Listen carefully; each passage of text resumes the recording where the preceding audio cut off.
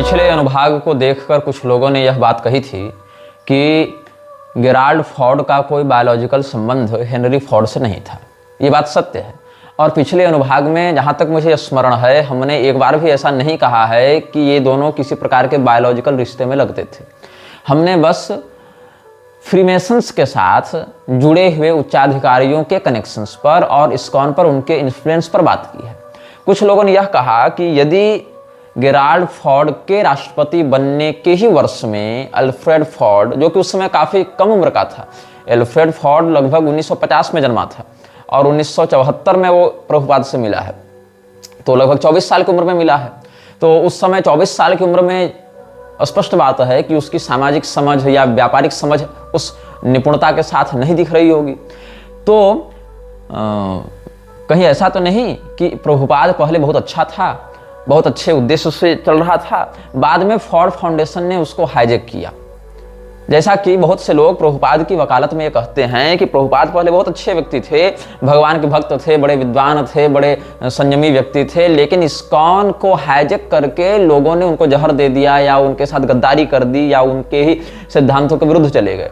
मतलब प्रभुपाद कहना कुछ और चाहते थे, इस्कॉन किसी और मार्ग में चला गया। ऐसा कुछ लोग प्रभुपाद की वकालत में कहते हैं। या फिर कुछ लोग यह कहते हैं कि प्रभुपाद के साथ उन्हीं के विदेशी शिष्यों ने गद्दारी करते हुए उनको जहर देकर मरवा दिया। ये सब अलग अलग हियरसेज हैं, अलग अलग बातें समाज में सुनने को मिलती हैं, लेकिन हम ऐसा नहीं मानते। क्योंकि अल्फ्रेड फॉर्ड ने जब 1974 में प्रभुपाद को ज्वाइन किया था, उससे पहले से प्रभुपाद का फ्रीमेसन्स से संबंध बना हुआ था। जून 1972 में मेक्सिको के मेसोनिक लॉज में प्रभुपाद ने व्याख्यान दिया था और इससे संबंधित चित्रादि हम पहले सार्वजनिक कर चुके हैं। तो 1972 के जून में ही प्रभुपाद ने मेसोनिक लॉज में व्याख्यान दिया था। कहाँ वाले? मेक्सिको वाले संस्थान में। और 1974 में अल्फ्रेड फॉर्ड ने इसको ज्वाइन किया था। तो ऐसा नहीं है कि फॉर्ड परिवार जब सक्रियता से प्रभुपाद के साथ लगा तभी से ज्यूस का इन्फ्लुएंस बढ़ा उसके जीवन में। पहले से भी इसकी संगति वैसे ही लोगों से थी। 1966 के आसपास लगभग इस्कॉन को इसने बनाया था और उसके लगभग 6-5 साल के अंदर ही फ्रीमेसन्स के साथ इसके संबंध सार्वजनिक होने लगे। तो उससे पहले से तो संबंध होगा, तब तो सार्वजनिक होने में समय लगा। अब यहाँ पर हमारे पास बहुत से ऐसे लोगों ने संदेश भेजे हैं जो इस्कॉन के लिए अभी कार्य कर रहे हैं या इस्कॉन के लिए कार्य कर रहे थे। मैं उनका नाम सुरक्षात्मक कारणों से नहीं लूंगा। इसमें से एक व्यक्ति हैं पुणे से, वो लिखते हैं हरे श्रीनिवास आचार्य। मैं उनके बातों को हिंदी में अनुदित करके आपको बताऊंगा। ऐसे इन्होंने अंग्रेजी में लिखा है कि I am a 24-year-old Madhav ब्राह्मण of the Kanva Shukla Yajurveda currently residing in Pune. Please do not mention my name publicly for my safety. तो ठीक है, हम इनका नाम नहीं बताएंगे सार्वजनिक रूप से। तो ये कह रहे हैं कि ये माधव संप्रदाय के ब्राह्मण हैं और काणव शुक्ल यजुर्वेदी शाखा से इनका संबंध है। वर्तमान में ये 24 वर्ष के हैं। जब ये कॉलेज में थे, इस्कॉन के लोग युवाओं के लिए कोर्स बनाते थे और कॉलेज इत्यादि में सेमिनार करते थे जहां पर इस्कॉन से जुड़े। तो प्रारंभ में इनको लगा कि ये लोग एक जेन्युइन वैष्णव संप्रदाय हैं जो कृष्ण भक्ति का प्रचार कर रहे हैं, लेकिन वास्तविकता काफी दूर थी। ये लोग सबसे नीचे के स्तर पर व्यक्ति की मानसिकता लेकर उसकी कुल परंपरा, उसके गोत्र परंपरा इत्यादि को नष्ट कर रहे हैं। These people are the lowest of all, destroying one's कुल and गोत्र traditions, suppressing कुल देवा पूजा and imposing their own fabricated rules। अपने मनमौजी नियमों को थोप रहे हैं और जो वंश कुलागत परंपरा सनातन धर्म के अनुसार प्राप्त है लोगों को, उससे दूर कर रहे हैं। अर्जुन की भी यही चिंता थी। उत्साद्यमते जाति धर्मा कुल धर्माश्च शाश्वता। और दुर्भाग्य का विषय है कि जो व्यक्ति गीता को यथारूप एज इट इज प्रस्तुत करने का दावा करता है, उसी व्यक्ति ने स्वयं भी, उसके पूर्वजों ने भी और उसके अनुयायियों ने भी कुल धर्म जाति धर्म को नष्ट करने में ही पूरा का पूरा संसाधन और सामर्थ्य लगा रखा है। अब यथारूप गीता के पहले, मतलब मुख्य गीता भाग से पहले जो उपोद्घात प्रकरण प्रस्तावना इत्यादि होती है, वहां पर इस्कॉन वालों ने अपनी गुरु परंपरा दे रखी है। भगवान कृष्ण से प्रारंभ करते हैं। भगवान कृष्ण ब्रह्मा से करते हुए ये लोग मध्वाचार्य जी के माध्यम से फिर यहाँ घुसते हैं और उधर भक्ति विनोद ठाकुर, भक्ति सिद्धांत सरस्वती गोस्वामी, फिर प्रभुपाद, ये सब पर लेकर आते हैं। अब समस्या क्या है, बीच में चैतन्य महाप्रभु इत्यादि को भी इसने घुसाया है। अब समस्या क्या है कि मध्व संप्रदाय वाले स्वयं अपनी परंपरा भगवान कृष्ण से नहीं मानते हैं। मध्व संप्रदाय वाले स्वयं अपनी परंपरा भगवान विष्णु से मानते हैं। यद्यपि मैं आपको स्पष्ट कर दूं, तात्विक दृष्टि से जो भगवान कृष्ण हैं वही भगवान विष्णु हैं, वही भगवान राम हैं हमारे लिए। लेकिन जो अतिवादिता से ग्रस्त ये लोग हैं, ये एक और स्वयं को भगवान कृष्ण के बोनेफाइड लाइनेज में बताते हैं, दूसरी ओर बीच में मध्वाचार्य जी को भी घुसाते हैं। किंतु मध्वाचार्य जी की स्वयं की जो माध्व परंपरा वो वर्णित करते हैं या उनके अनुयायी वर्णित करते हैं, अपने जो जिसको ब्रह्म संप्रदाय की परंपरा भी कहते हैं, वहां से भगवान नारायण से ब्रह्मा, ब्रह्मा के बाद ये अपने गुरुजनों का नाम लेते हैं। तो वहां भगवान कृष्ण को ये प्रधान संप्रदाय प्रवर्तकाचार्य के रूप में नहीं देखते हैं, वो भगवान विष्णु से ही लेते हैं वो लोग। यद्यपि अब अगर ये लोग कहेंगे कि जो भगवान कृष्ण है वही तो विष्णु हैं, तो ये बात तुमको तब क्यों नहीं समझ में आती जब भगवान कृष्ण की प्रशंसा करने के चक्कर में तुम लोगों ने अपने ही गीता में और अपने ही भागवत टीकाओं में कितनी बार भगवान विष्णु की निंदा की है, कितनी बार भगवान विष्णु को नीचा दिखाया। तब ये बात तुमको क्यों याद नहीं आती है कि जो कृष्ण है वही विष्णु है? तब तो ये बात आनी चाहिए ना याद। तो भगवान कृष्ण से अपनी परंपरा दिखाते हैं, बीच में मध्वाचार्य जी को लेते हैं। लेकिन मध्वाचार्य जी तो वर्णाश्रम के प्रबल समर्थक थे। मध्वाचार्य जी तो श्रुति सिद्धांत का विरोध नहीं करना चाहते थे, उस प्रकार से उन्होंने श्रुति विरुद्ध कोई बात कहने का दुस्साहस नहीं किया है।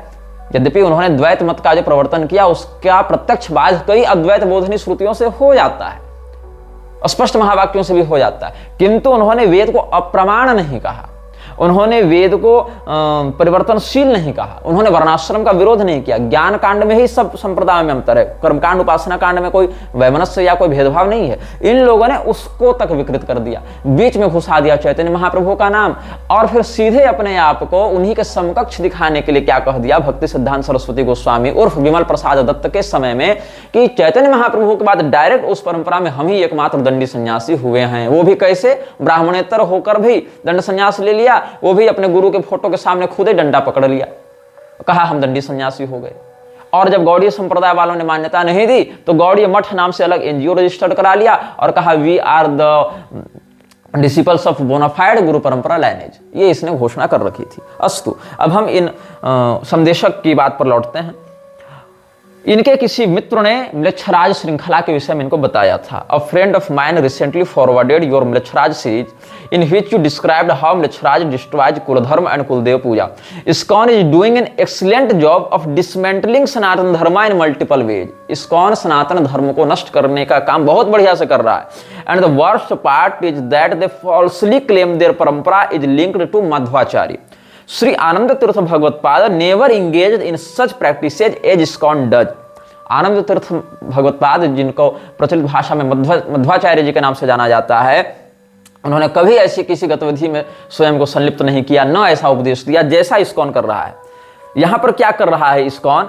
जनेऊ तक उतरवा रहा है लोगों को, जनेऊ उतरवा एक और रहा है, और क्या कहता है? They even attempted to remove my yajnopavita janeu and propagated the idea that we are all Shudras, a topic I believe you have addressed in your lectures. और दूसरी ओर अंग्रेजों को जनेऊ पहना रहा है, ब्राह्मणों से जनेऊ उतरवा रहा है, अंग्रेजों को जनेऊ पहना रहा है। मतलब समझ रहे हो तुम्हारी कुल धर्म जाति धर्म व्यवस्था को कैसे नष्ट कर रहा है ISKCON. However, the issue of Kuldeva Puja is particularly alarming. I have personally witnessed the destruction of many ISKCON members' lives due to their ignorance of Kulachar. Yes, Radha Krishna puja can be performed but so must kulachar. बिल्कुल सही बात। At one point even I was briefly influenced by ISKCON ideology but by the grace of Shri Vanashankari I never ceased her puja और that of Shri Venkateshwara. Hindus must recognise this harsh truth about ISKCON regarding the depiction of Shripad Madhvacharya prana mudra. It is not traditional. बात आपको अगर स्मरण होगी जब हम म्लेच्छराज के अनुयायियों के नियमावलियां बता रहे थे कि इनको देर रात को सोना होता है और सुबह जल्दी उठना होता है, 3 से 4 घंटे ही ये सोते हैं। तो नरेंद्र मोदी जैसे लोग हों या प्रभुपाद जैसे लोग हों, ये भी 4 घंटे से अधिक नींद नहीं लेते हैं। ये भी एक अनिवार्य नियम है म्लेच्छराज के प्रधान अनुयायियों के लिए।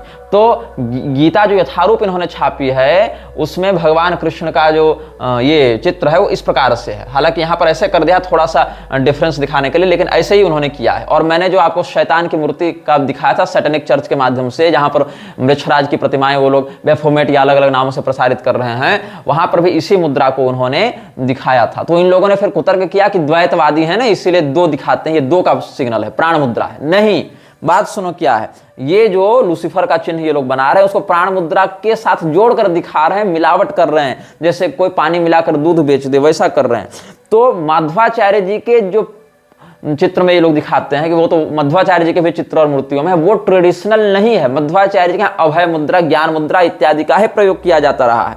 Regarding the depiction of Shripad Madhvacharya prana mudra, it is not traditional. The older vigrahas and depictions of the acharya show him with abhaya mudra, jnana mudra. I am providing a link to a video where a Madhva scholar discusses this matter, although it is in Kannada, it is highly Sanskritised and should be understandable. फिर इन्होंने कुछ हमको प्रमाण स्वरूप video इत्यादि भेजे हैं।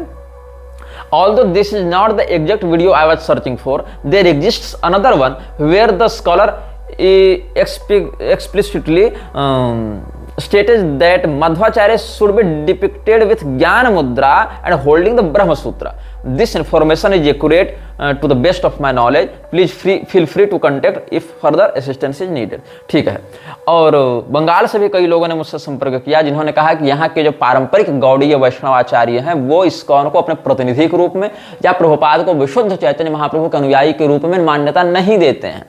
और एक कोई, इनका भी नाम नहीं बताऊंगा, ये वेस्ट बंगाल सिलीगुड़ी से इन्होंने मुझे मेल किया था। Shriman Narayan Maharaj ji, I am from Siliguri, West Bengal. I am in touch, or say I am in a group of ISKCON from the past 3-4 years because of lockdown. They were prominently preaching in my area. जब lockdown लगा था तो ISKCON के प्रचारक इधर उधर जा रहे थे अपने कॉर्पोरेट का प्रचार करने के लिए, तो ये भी जुड़ा हुआ था उन लोगों से 3-4 साल से। पहले इसको लगा कि वो लोग सही हैं, द युग dharma is harinam jap, but when I started reading their books and attending their classes, I started doubting them because in classes and books they prominently praised Jesus Christ while in the next chapter only degrading lord Shiva. क्या कहते हैं ये जो संदेशक हैं हमारे, वो कहते हैं कि हमने जब इस्कॉन को ज्वाइन किया था तो मुझे लगा ये तो अच्छी बात है, भगवान के नाम का संकीर्तन सिखा रहे हैं, लेकिन जब हम उनके क्लासेज ज्वाइन करने लगे और जब हम उनकी पुस्तकें पढ़ने लगे तो हम क्या देखते हैं कि वो भगवान नाम सिखाने के स्थान पर उसकी आड़ में जीसस क्राइस्ट की खूब प्रशंसा कर रहे हैं और अगले ही अध्याय में भगवान शिव को खूब भला बुरा कह रहे हैं। I have some references from the books I want to share, but before that, when I started reading about Prabhupada, I was having doubt if he was a स्वर्ण बणिक। हाँ, बहुत से लोगों ने यह कहा है कि प्रभुपाद कायस्थ नहीं थे, प्रभुपाद स्वर्ण बणिक नामक समुदाय से थे, स्वर्ण बणिक, और ये शूद्र वर्ण में आते हैं, इनका यज्ञोपवीत आदि नहीं होता है। तो मैं आपको स्पष्ट कर दूं, कायस्थ समुदाय के अष्टविध विभाजन है, जिसमें 4 विभाजन द्विजाति में आते हैं और 4 विभाजन शूद्र में आते हैं। इनको समग्र रूप से कायस्थ ही माना गया है शास्त्रों में, और इस विषय पर हम पहले एक दीर्घ वक्तव्य निर्गत कर चुके हैं।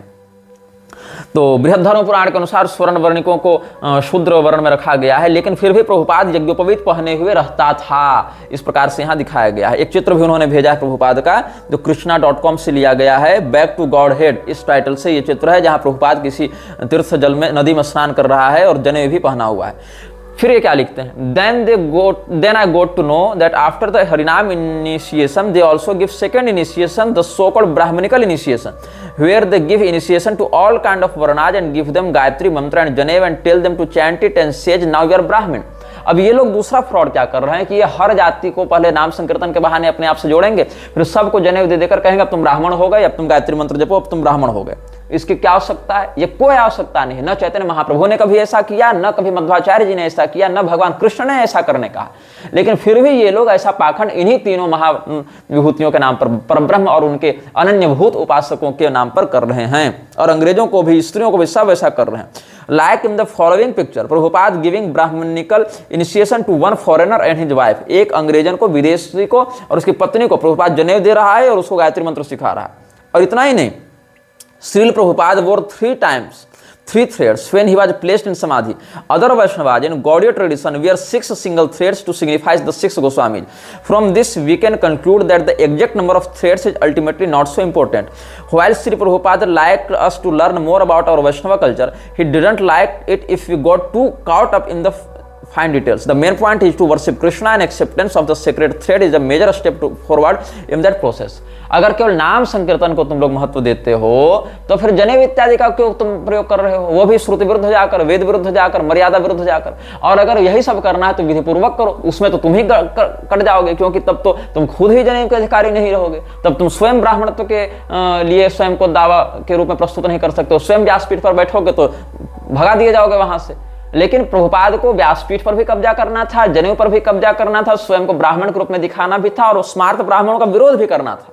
मतलब इसको ब्राह्मण के रूप में स्वयं को प्रतिष्ठित करना है, लेकिन जो परंपरागत विशुद्ध असली ब्राह्मण है उनको गाली भी देना है, ताकि अपने नकली ब्राह्मण को असली रूप में बेचा जा सके। ये इसका एक फॉल्सहुड था। अब as given on their website here, they say that the number of threads isn't important. The Brahma Granthi they don't know, then how they are giving the initiation? Narayana knows. जब इनको पता ही नहीं कि जनेऊ में धागा कितना हो रहा है, जनेऊ में ग्रंथि कैसे लगनी है, तो कौन सी दीक्षा देते हैं जनेऊ पहना कर, और किस प्रकार से ब्राह्मण सिद्ध करते हैं, भगवान ही जाने। अब एलन गिन्सबर्ग का एक हम यहाँ पर आपको उदाहरण देना चाहेंगे। एलन गिन्सबर्ग कौन है, इसके विषय में आप विकिपीडिया में पढ़ सकते हैं। एलन जो गिन्सबर्ग है, इसका जन्म हुआ था जून 3, 1926 में। इसका नाम था Irwin Elon Ginsberg. New York new Jersey US में इसका जन्म हुआ था, और ये 70 साल की उम्र में मरा। 5 अप्रैल 1997 को न्यूयॉर्क में ही मरा। और इसने क्या किया, ये एक अमेरिकी लेखक और कवि रहा है, और ये सार्वजनिक रूप से LGBTQ जो समलैंगिक संस्थाएं हैं उनका समर्थक रहा है। और एलन गिन्सबर्ग जो है वो प्रभुपाद का खुलेआम समर्थक या अनुयायी रहा है। You can find this on the Wikipedia page, and he openly fights for the gay rights throughout his life. Ginsburg and his beat comrades were active in the fight for gay rights, civil rights, religious freedom and non-violence as an alternative to war. अच्छा, ये स्वयं भी गे ही था, समलैंगिक ही था। क्या होता है, भक्ति वेदांत स्वामी का विषय यहाँ पर वर्णन किया जा रहा है। On January 17, 1967, Ginsburg helped plan and organize a reception for Bhaktivedanta Swami at San Francisco International Airport, where 50 to 100 hippies greeted the Swami, chanting Hare Krishna in the airport lounge with flowers in hands. To further support and promote Bhaktivedanta Swami's message and chanting in San Francisco, Allen Ginsberg agreed to attend the मंत्र rock dance. मतलब ये मंत्र rock dance, अब rock music बजा बजा कर ये लोग मंत्र का उच्चारण करेंगे। और after learning that A.C. Bhaktivedanta Swami Prabhupada, the founder of Hare Krishna movement in Western world, has rented a storefront in New York, he befriended him, visiting him often and suggesting publishers for his books, and a fruitful relationship began. पहले तो ये कृष्णा आंदोलन से जुड़ा हुआ था, उसके बाद ये प्रभुपाद से जुड़ा। This relationship is documented by Satsvarupa Das Goswami in his biological account Srila Prabhupada Lilamrita. Srila Prabhupada Lilamrita जिसकी रचना की है सतस्वरूप दास गोस्वामी, उसने इस बात का वर्णन किया है। Even in his official music poster, Allen Ginsberg's name was written next to Prabhupada. उसके बाद एक और व्यक्ति है जिसका नाम है जॉर्ज हैरिसन। जॉर्ज हैरिसन भी एक म्यूजिशियन, सिंगर, सॉन्ग था, और ये लीड गिटारिस्ट था जो प्रसिद्ध म्यूजिक बैंड था बीटल्स, उसके अंतर्गत। उसने इस्कॉन को खूब प्रमोट किया। आपको अगर स्मरण होगा पिछले अनुभागों की बातों का, तो महेश योगी के साथ भी बीटल्स के निकट संबंधों पर हमने चर्चा की है, बल्कि वहां पर हरिद्वार ऋषिकेश में तो बीटल्स आश्रम ही नाम रख दिया गया उसके संस्थान का। तो क्या हुआ, who achieved fame as the lead guitarist of the famous music band Beatles. He promoted ISKCON by visiting, being in touch and making song albums for them, and he wrote the foreword for Krishna book of ISKCON. But ISKCON has strict rules for smoking, then also being for ISKCON. George Harrison was a daily smoker, as written in the Wikipedia. He also died because of that. ये सब बातें। फिर child abuse वाला भी है। Prabhupada directed his disciples to train children in boarding school called Gurukulas, where they would receive education from spiritual leaders. However, as reported by sociologist of religion E. Burke Rochford, through mismanagement, these schools became like orphanages. After Prabhupada's departure, it came to light that physical and sexual abuse occurred within these schools due to lack of oversight, as stated in Wikipedia. Child abuse is also there. I am 18 years old, but 3 years ago when I was in ISKCON, I also experienced somewhat of child abuse, but I immediately handled it. जिसने मुझे संदेश भेजा उस व्यक्ति ने भी यह दावा किया है कि वो भी स्वयं ISKCON से जुड़ने के बाद चाइल्ड एब्यूज, सेक्सुअल एब्यूज का शिकार रहा है, लेकिन फिर भी ये किसी प्रकार से मैनेज कर लिया। और इसी प्रकार से इसमें बहुत कंट्रोवर्शियल बात है, बहुत सारे केस मुकदमे भी ISKCON पर चल रहे हैं। $400 मिलियन का जुर्माना लगाया गया था बच्चों का यौन शोषण करने के आरोप में। गायों की तस्करी के ऊपर भी ISKCON के ऊपर कई सारे केस मुकदमे हुए हैं कि ये लोग अपनी गौशालाओं से मरी गायों को, बूढ़ी गायों को या जो दूध नहीं देते ऐसी गायों को कतलखाने में बेच देते हैं और उनके नाम पर भक्तों से डोनेशन लेते हैं। बहुत सारी बातें हैं और इन सारी बातों में बहुत से आरोप लगते रहते हैं। ये सब न्यायपालिका में विषय चल रहा है, तो हम उन बातों पर अधिक चिंतन नहीं करेंगे क्योंकि ये सब बातें आप न्यूज आर्टिकल्स से भी जान सकते हैं। हम उन बातों पर चिंतन करेंगे कि प्रभुपाद जो है उसने कैसे भगवान की भक्ति की आड़ में म्लेच्छत्व का प्रचार किया। प्रभुपाद की एक पुस्तक है, प्रभुपाद के सिद्धांतों पर आधारित, हरिनाम जप की महिमा। तो हरिनाम जप की महिमा ये बुक आपको मिल जाएगी जो ISKCON के संस्थान होंगे वहां से। उसमें पृष्ठ 5 में आप पढ़ेंगे तो क्या लिखा हुआ है, प्रत्येक मंत्र की ध्वनि में एक विशेष शक्ति होती है, परंतु आपने कहा कि वर्तमान युग में हरे कृष्ण महामंत्र ही सर्वाधिक सरल तथा भगवत साक्षात्कार हेतु सुनिश्चित मार्ग है। ठीक है, मतलब हरिनाम जप की महिमा इस बुक में प्रभुपाद ने 5वें पृष्ठ में जो उसके उपदेशों से संकलित किया गया है और जिसको ISKCON ही छापती है, वहां पर यह कहा गया है ऑन बिहाफ ऑफ प्रभुपाद की कलयुग में, ऐसे तो हर मंत्र का एक अलग से नादात्मक तरंग स्वरूप होता है, नाद रूप होता है, लेकिन कलयुग में भगवत प्राप्ति के लिए और भगवत साक्षात्कार के लिए हरिनाम जप ही सबसे अधिक, हरे कृष्ण मंत्र का जप ही सबसे अधिक प्रशस्त, सरल और प्रभावी उपाय है। ठीक है, लेकिन पृष्ठ 33 में आप जाएंगे तो क्या होगा, 33 और 34 आप देखेंगे तो क्या कहता है, मैं यह दिखाना चाहता था कि हेलेलुया और हरे कृष्ण लगभग एक ही हैं। मतलब नमः शिवाय और हरे कृष्ण अलग हैं, नमः चंडिकाय और हरे कृष्ण अलग हैं, श्री राम जय जय राम और हरे कृष्ण अलग हैं, क्योंकि नमः शिवाय जपोगे तो मोक्ष नहीं होगा इनके अनुसार, नमः चंडिकाय कहोगे तो दुर्गा जी मोक्ष नहीं देंगी इनके अनुसार, श्री राम जय जय राम कहोगे तब भी मोक्ष नहीं होगा इनके अनुसार, लेकिन हेलेलुया करोगे तो हो जाएगा क्योंकि हेलेलुया और हरे कृष्ण एक हैं, ऐसा इसके अनुसार। अच्छा आगे क्या है, मैं यह दिखाना चाहता था कि हेलेलुया और हरे कृष्ण लगभग एक ही हैं। लगभग शब्द का प्रयोग किया है, लेकिन यह लगभग भी छलावा वाला लगभग है क्योंकि आगे कन्फर्म किया है। मैंने पहले अपने गीत में हेलेलुया शब्द को दोहराया और फिर अचानक उसके स्थान पर हरे कृष्ण गाने लगा। क्योंकि लोग हेलेलुया सुनने के आदी थे और हरे कृष्ण के नहीं, इस तरकीब से उन्हें पता नहीं चला कि वे कब हरे कृष्ण गाने लगे। मैं काफी समय से हरे कृष्ण का जप कर रहा था और इस गीत का उद्देश्य था कि पॉप संगीत के माध्यम से लोगों को हरे कृष्ण का कीर्तन करने का अवसर मिले। मुझे कभी नहीं लगा कि ऐसा करके मैंने कोई गलत काम किया है। आगे देखिए, अगले ही पृष्ठ में मुकुंद और जॉर्ज ये सब की जब बात हो रही है तो कहता क्या है, हमें आपका गीत बहुत अच्छा लग रहा था परंतु अचानक वो हरे कृष्ण कहाँ से आ गया। मतलब ईसाई लोग जब सुन रहे थे हेलेलुया वाला तो कहा आज तक किसी ईसाई ने भी नकारात्मक प्रतिक्रिया नहीं भेजी। कहता क्या था कि हमें आपका गीत बहुत अच्छा लग रहा था परंतु अचानक हरे कृष्ण कहाँ से आ गया हेलेलुया में। तो क्या कहता है, हो सकता है कि हेलेलुया कोई मंत्र रहा होगा परंतु काल के प्रभाव में शायद यह बदल गया। इसका वास्तविक अर्थ क्या है वह मुझे नहीं मालूम। क्राइस्ट का मूल ग्रीक शब्द क्रिस्टोस है और मानो न मानो वह कृष्ण ही है, दोनों में कोई अंतर नहीं है। ये देखो इसकी थेथराई। आगे देखो, ईसाइयों की चापलूसी के बाद इस्लाम की चापलूसी। क्राइस्ट अथवा कृष्ण दोनों एक नाम है, जो बेनेडिक्टाइन फॉलोअर्स के साथ वार्तालाप हुई थी प्रभुपाद की, उसके विषय में आगे हम और आपको बताएंगे। तो क्या कहता है, वास्तव में कृष्ण को हो या क्राइस्ट इससे कोई अंतर नहीं पड़ता, दोनों एक ही हैं। सबसे प्रमुख बात तो यह है कि शास्त्रों में कलयुग के लिए भगवान के नामों के कीर्तन का उपदेश दिया गया और हमें इसका पालन करना चाहिए। मतलब क्राइस्ट कहना भी कृष्ण ही कहना है, लेकिन कृष्ण भगवान के सहस्त्र नाम में जहां शिव इत्यादि शब्द स्पष्ट आए हैं वहां ये शिव इत्यादि नहीं जपवाएगा, यहाँ क्राइस्ट जपवाएगा, जिसको भगवान कृष्ण ने स्वयं कभी नहीं कहा कि क्राइस्ट नाम से मुझे पुकारना। लेकिन ये जो है वो क्राइस्ट कहवाएगा और ये कहेगा कि तुम मानो न मानो एक ही बात है।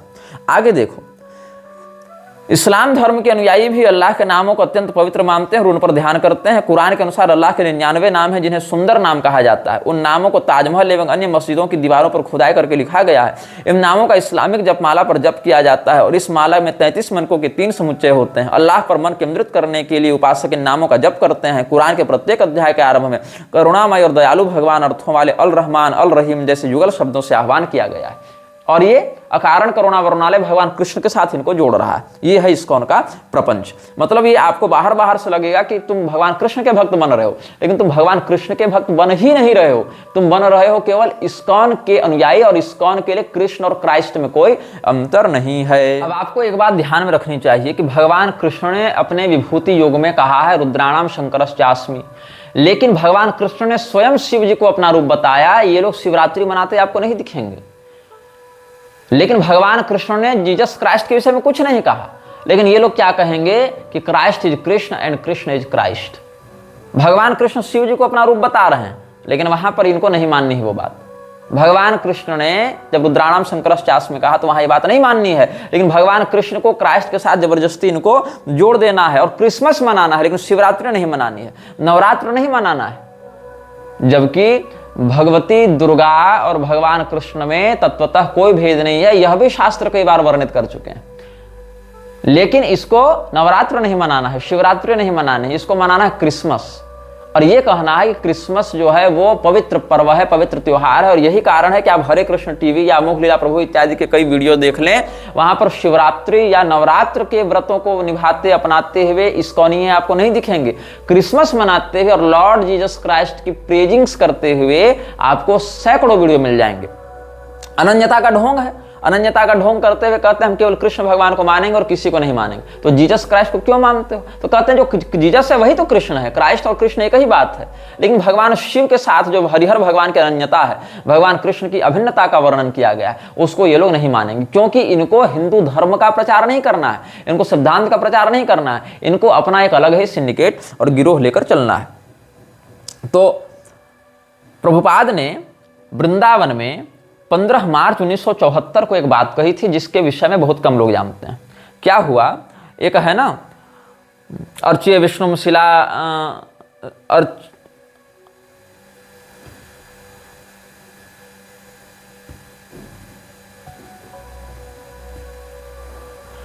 अर्च्य विष्णुशिलाधिर गुरु सुनरमतिर वैष्णवे जाति बुद्धि, ये सब जो बातें हैं वहां पर उसी प्रसंग में एक निताई नाम का इसका चेला था।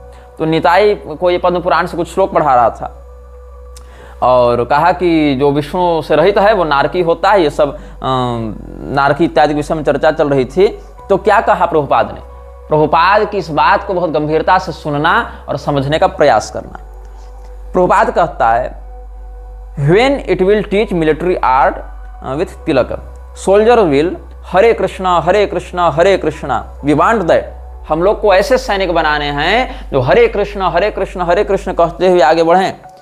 You maintain this idea, is it not good? अपने शिष्य से पूछा कि तुमको मेरी बात अच्छी नहीं लगी क्या? बोले हाँ प्रभुपाद बिल्कुल अच्छी लगी। हृदयानंद भी बैठा था, वो कहता यस प्रभुपाद। प्रभुपाद का यह संवाद वृंदावन में हुआ था 15 मार्च 1974 ईस्वी को। डेट और लोकेशन दोनों बता रहा हूं। फिर प्रभुपाद क्या कह रहा है, when there will be military march of Krishna consciousness soldiers, anyone who does not believe in Krishna, blame। मतलब हरे कृष्ण कहते हुए जब हम लोग सैन्य अभियान करेंगे और कृष्ण चेतना से युक्त सैनिक हमारे चलेंगे, तो जो भी व्यक्ति कृष्ण पर विश्वास नहीं करता उसको काट दिया जाएगा, उसका माथा काट दिया जाएगा। अब कृष्ण पर विश्वास करने का अर्थ ये नहीं कि आप कृष्ण पर विश्वास शंकराचार्य जी के मत से करें, कृष्ण पर विश्वास आप रामानुजाचार्य के मत से करें। कृष्ण पर विश्वास करने का अर्थ है इस्कॉन जिस प्रकार से कृष्ण की बात कर रहा है वैसे कृष्ण को मानो जो जीसस क्राइस्ट से अभिन्न हुए चल रहे हैं। ऐसे कृष्ण को मानना है तुमको। अगर तुम कहोगे हाँ हम कृष्ण भगवान को बिल्कुल मानते हैं, लेकिन हम राम जी को ही मानते हैं, हम शिव जी को ही मानते हैं, तो बोलेगा नहीं, तब तुम असली वाले नहीं मान रहे हो, यथारूप वाले नहीं मान रहे हो। यथारूप वाले ओरिजिनल बोनाफाइड गुरु परंपरा वाले हम हैं, इसलिए हम जैसे कह रहे हैं वैसे मानो, नहीं तो माथा काट दिया जाएगा। ये षड्यंत्र है इस्कॉन का कि अपने जो कल्ट है, अपने कल्ट के अतिरिक्त अगर कोई व्यक्ति कृष्ण को भी पूज रहा है लेकिन क्राइस्ट से जोड़कर नहीं पूज रहा है तो उसको मार दिया जाए, क्योंकि बार बार ईसा मसीह को कृष्ण से अभिन्न दिखाकर यह प्रभुपाद ने कहा है कि अगर कोई कृष्ण को मानता है तो क्राइस्ट को भी मानना पड़ेगा। ये जोड़कर दिखा रहे हैं ये लोग। आगे इसके सारे प्रमाण इस अनुभाग और आगे के अनुभाग में हम देते जाएंगे। मेरी कही बात के एक एक लाइन को याद रखिएगा, एक एक पंक्ति को याद रखिएगा। और कहो कि ये तो धर्म युद्ध होगा, तो नहीं, राम जी के सारे भक्त मार दिए जाएंगे, दुर्गा जी के सारे उपासक मार दिए जाएंगे, गणपति भगवान, सूर्य देव, विष्णु भगवान के भी उपासक मार दिए जाएंगे, क्योंकि ये लोग कृष्ण भगवान को सुप्रीम डायटी मानते हैं और विष्णु भगवान को उनके नीचे मानते हैं। ये लोग अभेद नहीं देख पाते कृष्ण और विष्णु में, और भगवान कृष्ण की सर्वोच्चता भी इस्कॉन की माइंडसेट, इस्कॉन वाले चश्मे से मानते हैं, न कि ये शास्त्रीय रूप में मानते हैं। तो यहां पर क्या कहता है, when there will be a military march of Krishna consciousness soldiers, anyone who does not believe in Krishna, blame. Yes, the same process as the Mohammedans did with sword and Quran, we will have to do that. वही पद्धति हम अपनाएंगे जो कुरान के साथ इस्लाम ने अपनाया। जब मुसलमानों ने हाथ में कुरान और तलवार लेकर इस्लाम के विरोधियों का माथा काटना आरंभ किया, वैसे ही हम भी हर उस व्यक्ति का माथा काटना वैसे ही शैली में आरंभ करेंगे जैसे हर कृष्ण विरोधी का, मतलब जो कृष्ण को मेरे मापदंडों के आधार पर नहीं मानता उसको मारेंगे। और पूछेंगे, do you believe in Krishna और not? No sir, blam, finished. और फिर हंसता है ये, laughter, Prabhupada laughs, what do you think Madhudvisa Maharaj, is that all right? Madhudvisa Maharaj से पूछता, आप क्या कहते हैं, ये ठीक है? बोले यस यस, ये ठीक है। और फिर कहते हैं हम लोग कम्युनिस्ट के खिलाफ लड़ेंगे। कैसे? What this communist can do, we can do better than them, we can kill many communists like that, then it will be counter action of communist movement, and you think like that, why are you sitting idly, no employment, come on the field, take this plot, take this bull, go on working, why are you sitting idly? This is Krishna consciousness movement, nobody should be allowed to sit down and sleep। ये पूरे के पूरे corporate गुलाम को तैयार करेंगे। कोई अगर बैठा हुआ है अपने घर में, नहीं तुम बैठो मत, बैठा क्यों है जी, तुम उठो बाहर, ये हल लो, ये बैल लो, जाकर खेत जोतो और हरे कृष्ण चिल्लाओ। लेकिन अगर तुम दुर्गा जी को उपासना कर रहे हो तो मार दिए जाओगे। अगर तुम कहोगे हाँ हम कृष्ण भगवान को मानेंगे लेकिन अपने घर में हम बैठकर हरि भजन करेंगे, तो नहीं, तुम सारा काम करो, तुम हमारे लिए खेती करो, हमारे लिए नौकरी करो और हमारे दिए मंत्र को जपो और हमारे अनुसार उपासना करो। देख रहे हो कैसे ये कॉर्पोरेट का गुलाम बनाना चाहता था प्रभुपाद। मतलब अगर तुम दुर्गा जी की आराधना करते हो तो मार दिए जाओगे, तुमको केवल कृष्ण भगवान की आराधना करनी है। अगर तुम कृष्ण भगवान की आराधना सर्वदेव समभाव से करते हो तो मार दिए जाओगे। तुमको कृष्ण भगवान की आराधना उस रूप में करनी है जिस रूप में इस्कॉन प्रस्तुत कर रहा है, क्राइस्ट से अभिन्न रूप में, और उस रूप में भी तुम घर में बैठकर आराधना नहीं कर सकते हो। तुमको इस्कॉन के अभियानों के लिए गुलामी करनी पड़ेगी, काम करना पड़ेगा। ये इसका मोटो है। और उसके बाद ये कोई भी वर्ण कोई भी अपना सकता है लेकिन हमारे लिए काम करेगा। They must find out some employment either work as Brahmin और एज क्षत्रिय और एज वैश्य, ये सब कह रहा है। तो ये जो है और आगे क्या कहता है, You will be honored everywhere. Jai Hare Krishna, all round for the benefit of the human society. This is our mission. We are prepared to offer everything and be Krishna consciousness. और क्या कहता है, वर्णाश्रम धर्म यही है कि तुम मेरे लिए काम करो और जिस जिस काम को हम कर रहे हैं वैसे तुम ब्राह्मण बन जाओ, वैसे क्षत्रिय बन जाओ, वैसे वैसे बन जाओ। ये कह रहा है। Not by eating and sleeping become rogues and thieves and rascals, that we will not allow. This is वर्णाश्रम धर्म। और आगे क्या कहता है, you will be honoured everywhere any part of the world and automatically these bogus avatara incarnations, God and yogis and swamis will all be doomed. You see, this rascal society, अवतार भगवान, incarnations, Yogi, these rascals will be doomed. ये हाल है। लेकिन Krishna consciousness में कृष्ण भगवान के अतिरिक्त वालों को मार दिया जाएगा, लेकिन जीसस क्राइस्ट को अगर तुम कृष्ण के साथ जोड़ रहे हो तब नहीं मारा जाएगा। ये इस्कॉन की मोनोपोली है। इस्कॉन हिंदू नहीं है, इस्कॉन एक अलग कल्ट है जिसने केवल कृष्ण भगवान, केवल चैतन्य महाप्रभु, केवल मध्वाचार्य का नाम उठाया है ताकि उसको एक दिखाया जा सके हम तो हिंदू हैं भैया, हम तो तुम्हारे अनुसार चल रहे हैं। लेकिन आगे हम इसके ढोंग को बहुत अच्छे से बताएंगे। अब तुम लोगों को लग रहा होगा कि ये तो घर घर घूम घूम के हरे राम हरे कृष्ण ये सब का प्रचार कर रहे हैं, लेकिन सुनो, इनका जो हरे राम मंत्र है उसमें राम का अर्थ भगवान श्री रामचंद्र जी को नहीं मानते। वहां पर ये राम तत्व को स्वीकार नहीं करेंगे। ये लोग क्या कहेंगे कि यहां पर कृष्ण का अर्थ तो कृष्ण है, हमारे कृष्ण है, लेकिन राम का अर्थ भी कृष्ण है। मतलब रमन्ति योगिनो यस्मिन् स रामः, और वो राम कौन है, हमारे कृष्ण है।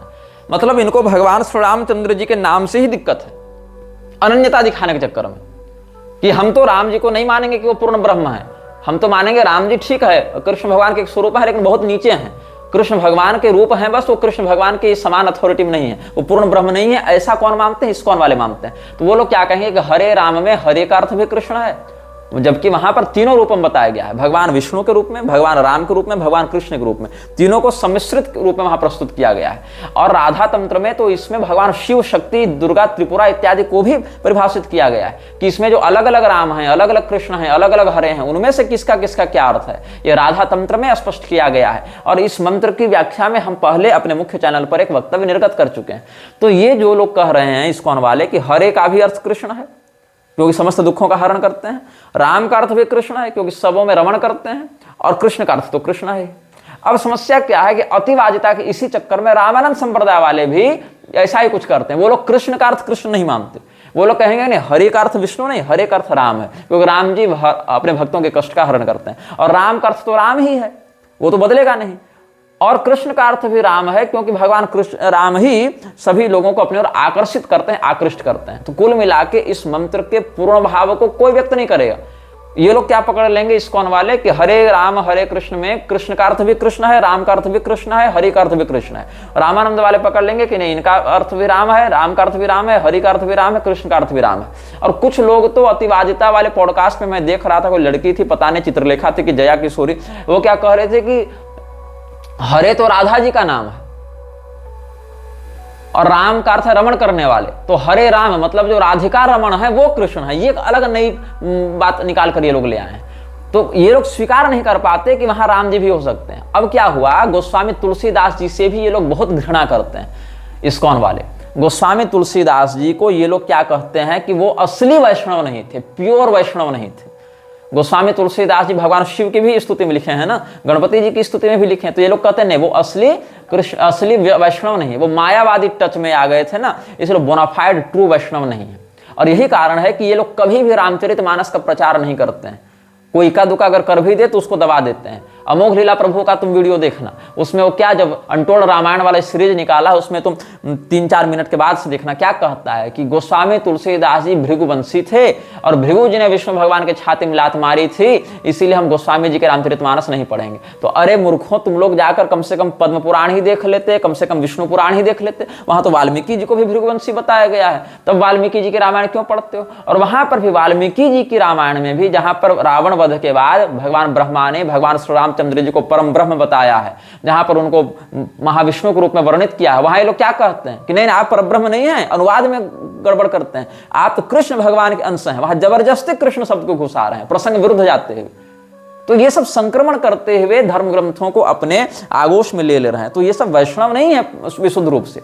गोस्वामी तुलसीदास के बारे में क्या कहा था प्रभुपाद ने? जब अक्षयानंद ने पूछा था कहां पर, वृंदावन में 29 अगस्त 1975 में प्रातः काल चलते हुए प्रभुपाद का ये रिकॉर्ड किया गया था बयान। गोस्वामी तुलसीदास का अपमान किया था। जब पूछता है अक्षयानंद कि श्री प्रभुपाद तुलसीदास टीचिंग बोनाफाइड, क्या तुलसीदास की उपदेश वास्तविक हैं, ओरिजिनल हैं, विशुद्ध हैं? बोला नहीं, he is not pure Vaishnava, he has got Mayavadi touch. मतलब प्रभुपाद के अनुसार तुलसीदास जी विशुद्ध वैष्णव नहीं थे, ये विशुद्ध वैष्णव है।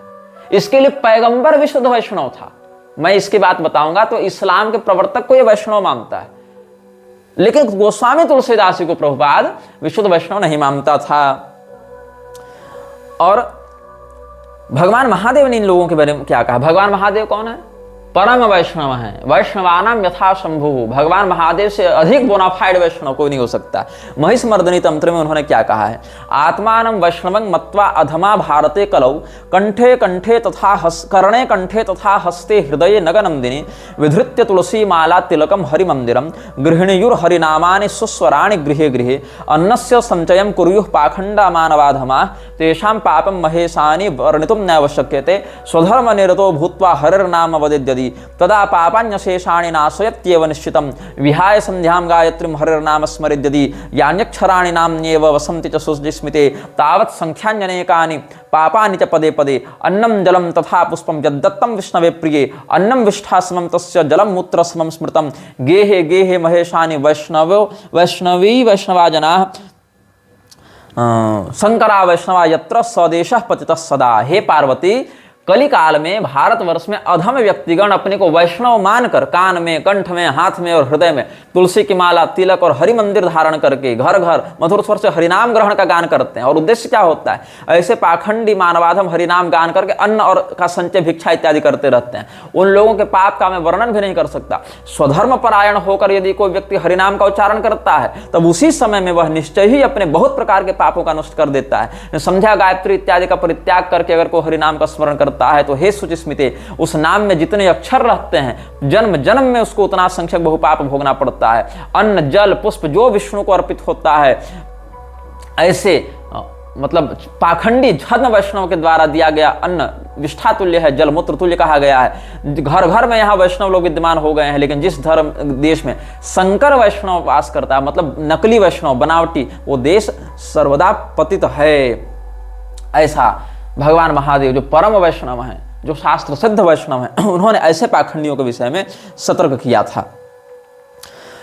तो जैसे चापलूसी करते हुए एक व्यक्ति ने क्या लिख दिया था कि नधर तुम ललाटे त्रपंते सुपुंड्रम शिखाम निर्भयम हिंदवो धारयंती मुदा राम रामेति संकीर्तयंती प्रजा मोदी राज्य सुराज्य सुपूज्य। किसी चापलूस ने लिखा था, कौन लिखा था तुम लोग पता कर लेना, कि अब हम लोग को ललाट में पुंड्र धारण करने में लज्जा नहीं आती, सभी हिंदू निर्भय होकर शिखा धारण कर रहे हैं, राम नाम का खूब प्रशंसा, खूब निर्भयता पूर्वक कीर्तन कर रहे हैं, और मोदी जी के राज में पूरी प्रजा आनंद से है। चापलूसी में कह दिया था। बाकी नरेंद्र मोदी और राहुल गांधी और कांग्रेस और भाजपा और ये सब लोकतंत्र के सिंडिकेट के ऊपर भी बहुत विस्तृत श्रृंखला इसी लक्ष्यराज सीरीज के अंतर्गत आप सबों को हम बताएंगे। प्रभुपाद के विषय में कहा जाता है कि प्रभुपाद जो है अपने जवानी में ही कृष्ण कॉन्शियसनेस को फैलाने लगा था, और विदेश में जाकर इसने हिंदू धर्म का प्रचार किया, विदेश में जाकर इसने कृष्ण भक्ति का प्रचार किया। जबकि सत्य क्या है, इसका गुरु जो था भक्ति सिद्धांत, वो पहले ही भारत में 60 से अधिक सेंटर्स गौड़ीय मठ के खोल चुका था, और जर्मनी, इंग्लैंड इत्यादि में भी वो सेंटर्स खोल चुका था। मतलब प्रभुपाद बिल्कुल सिरे से नए से जाकर शुरुआत नहीं करता है। और ये क्या कहता है विकिपीडिया इत्यादि में इसके विषय में जो बातें लोग प्रचारित कर रहे हैं, कहते हैं in his old age at 69 he journeyed in 1965 from Kolkata to New York City on a cargo ship taking with him little more than a few trunk of books he knew no one in America. वाह, ये America में किसी को नहीं जानता था, जबकि गौड़ीय मठ वाले ही कितना विदेश में प्रचार कर चुके थे इसके जाने से पहले, लेकिन इसके अनुसार ये किसी को नहीं जानता था। मतलब इससे चमत्कार हो गया और इसको सब लोग सीधे फ्रीमेसन्स वाले मिल गए और सीधे इसको अपने यहाँ बुलाकर प्रवचन करा लिया और इससे दीक्षा भी ले ली और इसको लाखों करोड़ों का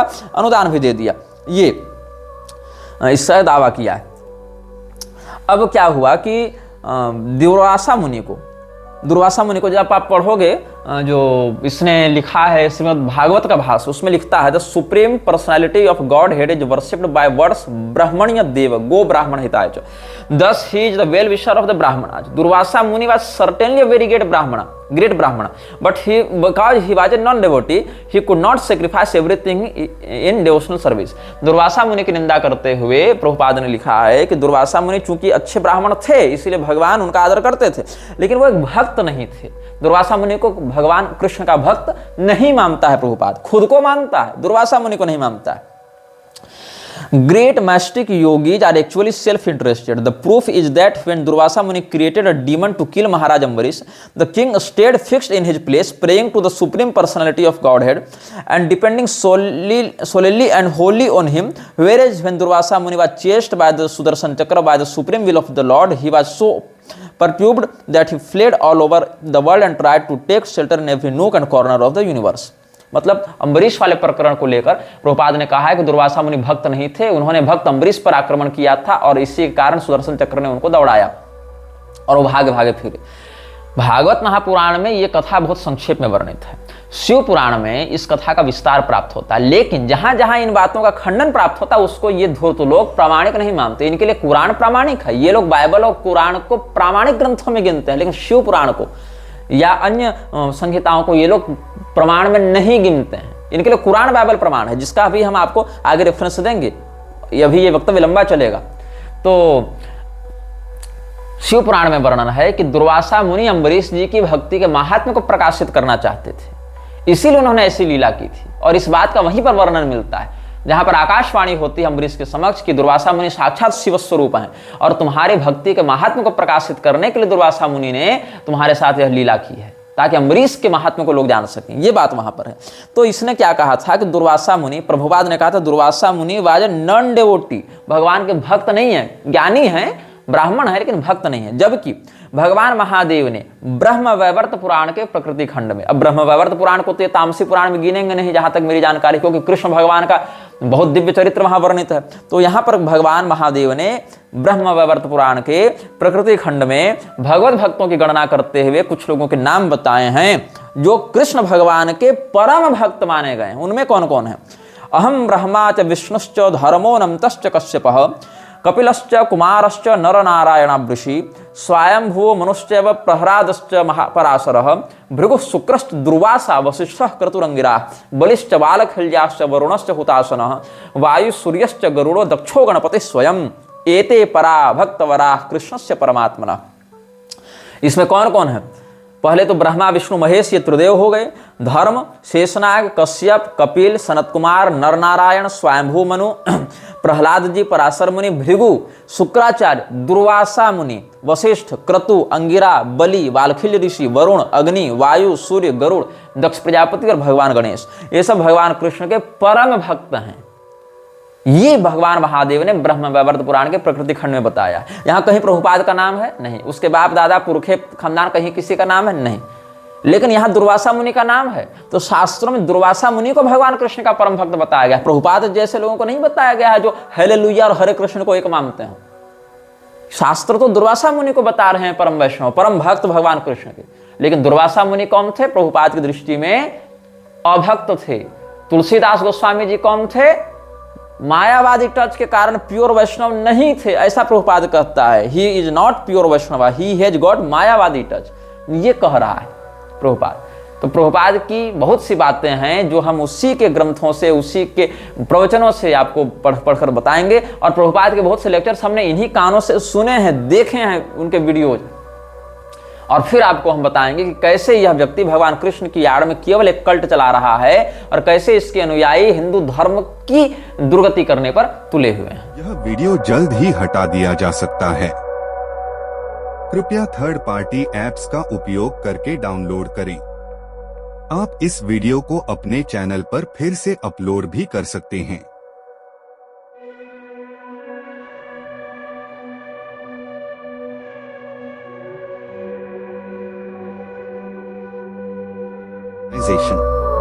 This video may get deleted soon.